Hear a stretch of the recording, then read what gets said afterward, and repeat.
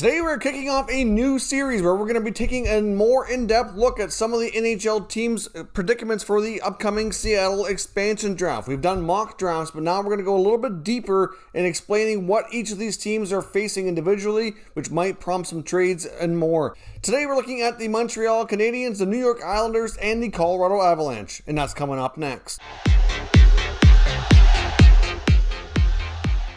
So welcome back to another video here at Top Shelf Hockey. Now, as I mentioned, today we're kicking off a new series where we're looking at a number of NHL teams doing a deeper dive on their NHL expansion draft situations. And many of these teams are, in difficult situations where they're bound to lose a pretty significant player or at least an important piece. I know we've done mock drafts, but for the sake of time, I didn't go too deep into what my thoughts were onto why I selected the players that I did. And of course, even since I've done some of those mock drafts, some of these team situations have changed a bit as well. So we're going to go a little bit deeper, take a look at the cap space and the kind of motivation behind what their choices are going to be here. So we're going to be doing multiple teams per video, and I'm likely going to be putting out a bunch of videos over the next week or so, trying to cover as many of these teams as I can before we actually get to the expansion draft itself. So like I said, today we're looking at Montreal, the Colorado Avalanche, as well as the New York Islanders. So we're going to jump onto the computer, go on to capfriendly.com. We're going to use their Seattle mock draft for the expansion that's set up there, and we're going to go through what the selections are and explain a little bit deeper as to why they're likely going to do at least what I think they will. All right, so before we jump into the Seattle mock expansion tool here, I think we're going to take a look first at the cap space for each team and kind of go through what they have before we do the projections. Now, with Montreal, we'll start with them. Obviously, they're currently playing in the Stanley Cup Finals.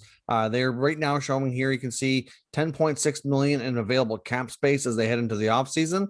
And they have a lot of players that are on expiring deals. Looking through their roster here, I mean, look, you got Gallagher, Anderson, Toffoli, Byron under contract, obviously Caulfield, Suzuki. Now, they do list some currently some prospects here just because they are signed for next season. Doesn't mean they're going to be on the team. But look at the list of UFAs and RFAs here. You got Perry, Armia, Frolik, Deneau, Stahl, and Tatar, as well as Alex Belzil. Here is UFAs. You got Lehkonen and Konkaniemi are restricted. And onto the D side of things, you've got Merrill and Gustafson, who are deadline acquisitions, are UFAs, and Cale Fleury and Otto Leskinen are RFAs. And of course, in the goalie situation, we have Price and Allen both under contract for next year. So they have $10 million in space, but look at all these players. I mean, some of these guys are playing important roles right now in their playoff run, like Perry, especially Deneau, Stahl, Lehkonen and Konkaniemi likely are coming back. Konkaniemi for sure. Lehkonen, I would think, is pretty likely too.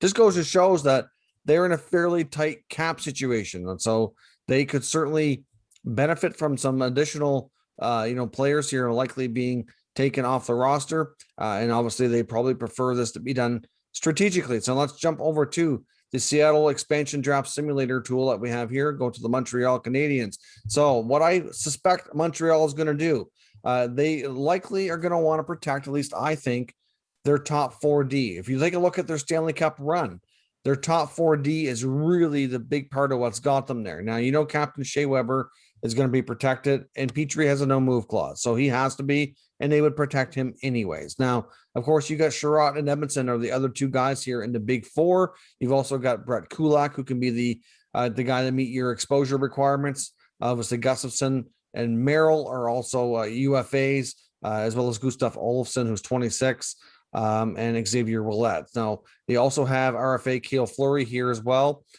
He can be a secondary defenseman available. He technically doesn't have enough games played to meet the exposure requirement, but they have Kulak to meet that, so they're all good. So to me, that makes a lot of sense. If you look at their forward group, like we just went over on the cap-friendly side where they're showing their cap space, they have a lot of guys that are UFAs, and there's not much point in protecting them. I don't think Seattle's going to be doing a whole lot of claiming of UFAs. I mean, obviously, if they're unprotected, they can talk to them ahead of time and try to sign them and work out contracts. There could be a few.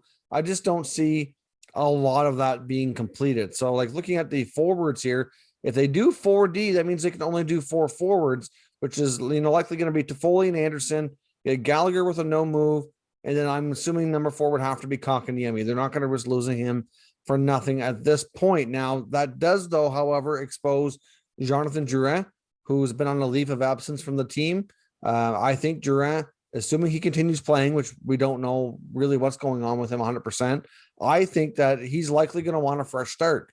Clearly, I'm thinking, this is just my speculation, that the pressure of the playing in Montreal and everything that comes with it, and how critical the fan base can be, which is they expect a lot, which is understandable to an extent, that I think it might have gotten to him. And it clearly looks as though whatever he's dealing with is some sort of situation that's not necessarily physical, I guess we could say. So therefore, Drouin could very well be exposed. You got Paul Byron under contract for a few more years. I mean, they'd probably like to keep Byron, but he's been through waivers this year. A guy that's kind of, important, but not as important as others. You got a guy like Jake Evans would be exposed as well. Now, if they go the other route here and only protect 3 defensemen, then that opens up 7 forward spots. So then you could then protect Jake Evans. You could protect Paul Byron. You could protect Drouin. That way you don't lose them for nothing. But then you also have to have enough forwards here that's going to meet your requirements. And right now, they don't have much in the way of that. So considering so many players are UFAs, because you have to have, so many players under contract. You have to have at least 2 forwards under contract for next season that are exposable. And if they don't go this route, they don't have that. Recently signed Sherrod and Edmondson, as free agents, brought them in, and they've really been big helps to you. So to me, that's what you do. So you have Durant exposed at $5.5 million. You get Jake Evans at $750. Now they could look. Now there's also Arturi Lehkonen as an RFA too. That might be appealing for a team like Seattle. Hard to say. And of course, you get Byron. And then, of course, on the goalie side of things, you get Jake Allen's going to be exposed. We know that. Carey Price is a no move. They're not going to even ask him to waive. That's not even a consideration chance. So you've got Jake Allen, and you've got a couple of defensemen here like Kulak and maybe Cale Fleury that would be a little bit appealing. Now, to me, I know a lot of people think that Jake Allen's going to be the automatic selection here, and he might be. I mean, he's a great goaltender as a backup. I don't think that Seattle would see him as a starter. But if he's a number 2, or he could also be a player that's selected and traded as well, he's a guy that certainly would have value. There's no doubt. He signed for another 2 years at a lower contract amount than he's currently making right now. But you know what? They've also going to have a decent pick of the litter for goalies. Jake's 30, going to 31 now. They're also likely going to have access to guys like Jonathan Quick, possibly Darcy Kemper, Vanacek in Washington, Talbot in Minnesota, Anton Hudobin's likely available. You got Casey DeSmith, Holtby. They might try to get their hands on Chris Driedger. You had a couple of young goalies in Ottawa like Gustafson and Decord that, one of them is going to be available. Maybe Matt Murray. So, they're going to have their fair share of guys to pick from. And if they don't take Jake, it's not that they don't like him. It's just that they might like a few other guys a little bit better. And they might be able to grab themselves like a Jake Evans, for example, who's really not making a ton of money and could play a solid bottom 6 role for them. Maybe they go for a veteran like a Paul Byron who's not making a ton of money, but can kill penalties and certainly be a good character player for them. So I really think that this is the way they're going to go. Montreal is going to go 8 skaters, and this is what's going to be available. And they may very well even talk to Seattle about maybe taking Durant, seeing if they can entice them where they probably would like to get him a fresh start anyway. His trade value is going to be very low, given the fact that he sat out so much time this year and obviously hasn't played well. So if you're going to trade him, you're not going to get much for him anyway. Maybe they can convince Ron Francis to take Durant and get that fresh start he needs by starting fresh and with the expansion club here in Seattle. Now, before we jump on to the next team, I want to take a minute and acknowledge one of our channel sponsors, which is the Ultimate Fan. Now, if you're the ultimate hockey fan and you want the ultimate accessory for your man cave, fan cave, she shed, or whatever you have where you enjoy watching hockey or your other sports content, this is something you're going to enjoy and want to check out. Stay cool while cheering on your favorite NHL team with your own customized Ultimate Hockey ceiling fan. Choose from home, away, third jersey, wood, and vintage blade themes. Then select from 2 hockey-like fixture designs, our puck that illuminates your favorite team logo, or our 3D goalie mats. The Ultimate Hockey Fan looks great in any kids' room, she shed, man cave, or sports bar. Not only do our fans cool your room, they make your room look cool. Order your custom fan today at ultimatehockeyfans.com. Okay, so next up, we're looking at the New York Islanders. Now, as you can see right now, Cap Friendly projects the Islanders to have $5.786 million available in cap space for the offseason. Now, I guess one other thing to keep in mind here is they do have some LTIR options, which can open up more space. So they do have, right now, there's really 2 options, but one appears to be not available, and that's Andrew Ladd Ladd, according to Lou Lamoriello, is theoretically healthy. So I'm not convinced that they can use that, but they do have Johnny Boychuk on the books here for one more year. And we know that Boychuk 100% is not playing. So therefore, that's $6 million they can take advantage of if they want to be able to use the full LTIR. But of course, with that limited amount of space they have some key guys here unsigned. They have their RFAs like Beauvillier and Adam Pelech are big ones, and Ilya Sorokin. And Lou mentioned signing all of them was a high priority. It looks as though they might want to bring back Andy Green as another veteran defenseman on another short-term one-year deal. They'd love to bring back Cizikas.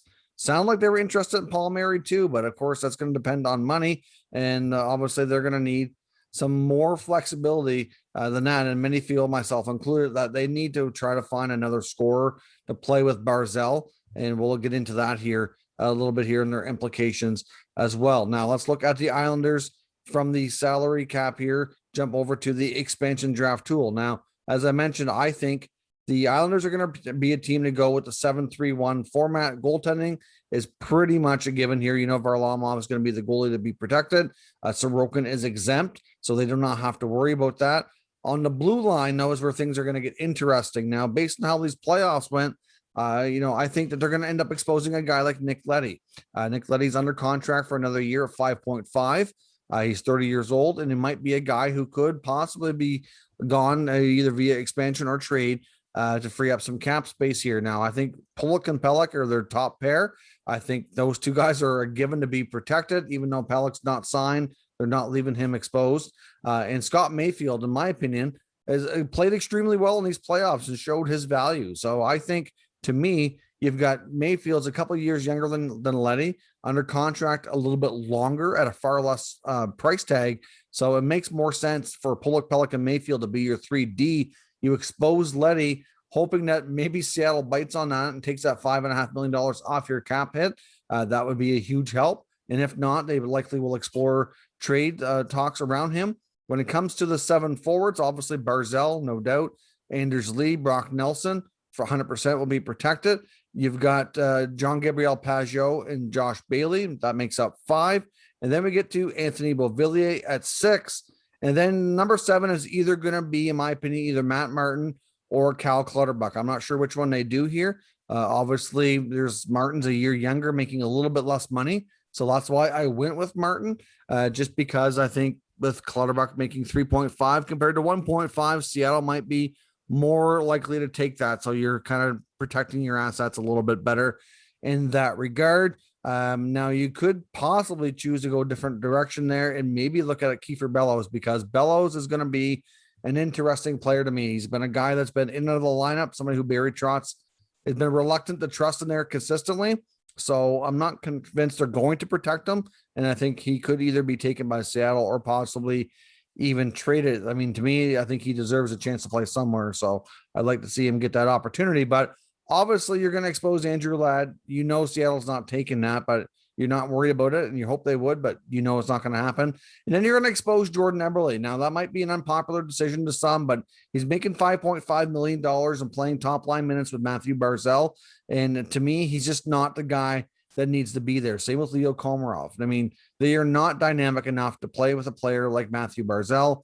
I think if they had an extra scoring type of winger who could get the job done on a higher level than Eberle, then that would be the guy you'd want to protect. And that's what I think they're going to have to go after here via trade or free agency this offseason. So you leave some contracts open here, hoping that one of these $5.5 million deals come off your books. And if that does, then you can talk more seriously about bringing back Kyle Palmieri. That's a more likely scenario. You can probably afford to do that. And you can use your other remaining cap space to sign Adam Pulock, and as well as Ilya Sorokin, and maybe bring in another piece like I mentioned that you need. Now, of course, if they do that other piece via trade, another contract may have to go. It's hard to say. I mean, you got Casey Cizikas. There's bound to be changes here. There's no doubt. They can't afford everything.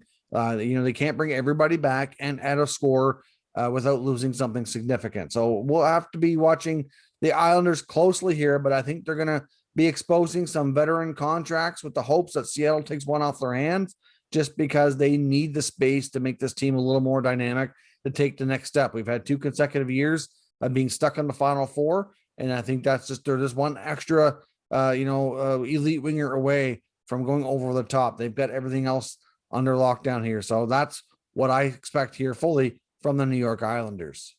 Now we jump over to the Colorado Avalanche, who will be a very, very interesting team to watch here. Now, as you can see on Cap Friendly, they have $25.5 million in cap space, but they have some big time contracts that need to be done here. So I do suspect the Avalanche to be a fairly active team.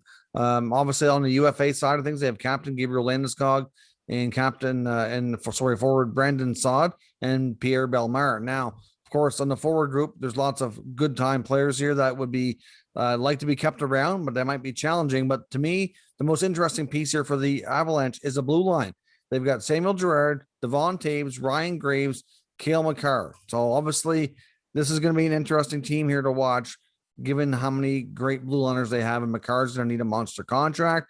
And when it comes to the goalies, Grubauer is a UFA as well. So they have a lot of players here that need to be signed, and they could certainly use some additional cap space, but they probably want to get it the way they prefer. So let's jump over to the Seattle expansion draft tool here and take a look at what I think they're going to do for protection. But I think the Avalanche are one of the teams that are more than likely, doesn't mean they're going to, but more than likely going to make a trade ahead of this expansion draft. So looking at what we have here now on the blue lines, like I said, will be the most interesting. Now, there are reports out there that it's expected that longtime defenseman Eric Johnson will waive his no move clause for the purpose of this expansion draft, which will be a great help to the Avs here. I mean, he's making $6 million.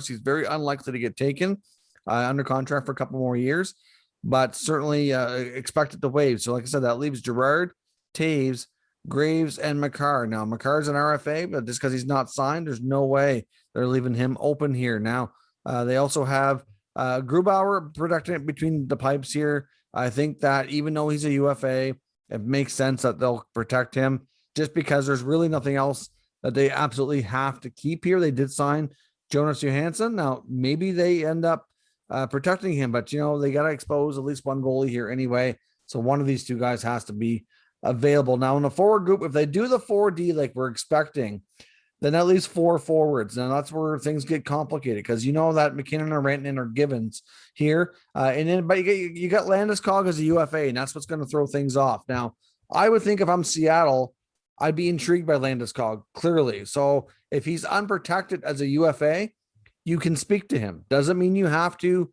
claim him first. They're allowed to speak to these players to determine if there's a fit, if they have a chance to sign them before they put in a claim for their expansion draft selection. So, you know what? Maybe they explore that. And if he were available and they say, well, you know what? We're not confident he's going to sign with us. So there's no point. We're going to take somebody else.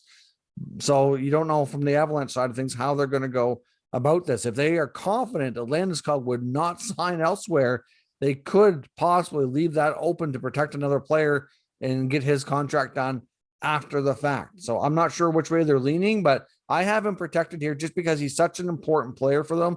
I don't know that they really want to mess around with that. So you got McKinnon, Rantanen, Landeskog, and a fourth forward. I put in Burakovsky, given the fact that I think he's the most likely to get picked if he's available. He's making $4.9 million. I think that, guys like Kadri, Donskoy, Comfer, Nichushkin, Jost will all be somewhat, players that they'll consider on Seattle's side. But to me, if they went 7-3-1, then Seattle's going to be extremely excited to select one of these D. I would suspect that Makar and Taves would be your 1-2. Girard likely would be number 3, and then it's going to leave Ryan Graves open. And then that's going to be a problem to lose him. So, or maybe they protect Graves and leave Girard open, given the fact that he's signed so long-term. Seattle may not want that kind of contract. But that's why I think, based on how they lost in the playoffs and the fact that I think they could use a little bit more size and muscle in that back end, that I would wonder if they would trade a guy like Girard and bring in a more physical defenseman. Like, they're rumored to be one of the teams in on Seth Jones, and that type of defenseman might round out that back end better to make things a little stronger overall. And I can see something like that maybe taking place, but there's no guarantees. But if barring a trade here, to me, the Avs have to go this route, because to me, losing one of their top 4 defensemen is a bigger blow than losing like a middle 6 forward. I mean, hard to say who Seattle takes. I mean, guys like Kadri and Donskoy and Comfer are all somewhat, attractive, making a decent amount of money, but not a ton. But I think that's easier to replace than what you have on the back end there. But hard to say what the Avalanche do, but they're going to be a very interesting team to watch. And I would not be shocked if they make a potential trade here ahead of time, moving a defenseman. But if they move a defenseman, they're going to want to bring a defenseman in. So that's quite possible that any moves that the Avalanche are considering in that regard might have to wait until afterwards anyways. But I would suspect this is going to be the way that the Avalanche go, and they're going to have some pretty decent forwards exposed here to the Kraken, and the Kraken will, hard to say which one they pick, but they're going to have a decent selection here to make no matter how we shake it. So today we covered off those three teams. I want to know what your thoughts are on what those plans will be for those teams on the expansion draft. Which players do you think they will expose, and who do you ultimately think will be the players selected by the Seattle Kraken? Stay tuned for the more videos coming in this series here very shortly. Thank you very much for watching, and I'll catch you next time.